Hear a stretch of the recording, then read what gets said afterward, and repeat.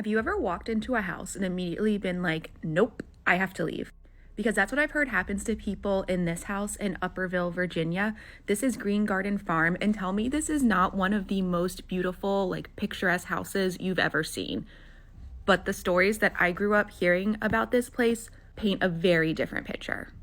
What's interesting and frustrating about this place is that the stories are just local legends. I've never seen them like on a TV show, in any sort of paranormal ghost book, especially ones about the area, and I have a ton. One of the big legends is that during a major renovation to the property in the late 80s or early 90s, the workers would come in and find their tools all moved around from the previous day. And this is like a pretty rural area, so the chances of somebody coming in and just moving them around like that are pretty slim. And eventually they just straight up refused to come back and said, that's it, like, we're done. After the renovations were completed, the house sold multiple times in quick succession, which I definitely think is a little odd, just because a property and a house of this price doesn't usually go up for sale once every year or so.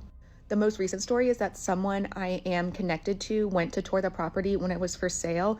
They walked in and then immediately walked back out. Like their entire body was saying, get out now.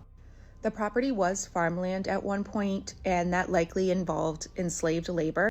The house also existed through the Civil War, and there were rumors that it was used as a field hospital. There's also a story about Mosby's Rangers hiding out in the property. So instead of just repeating these legends, I want to research the history of the house and the property. I'm talking deeds, real people, records.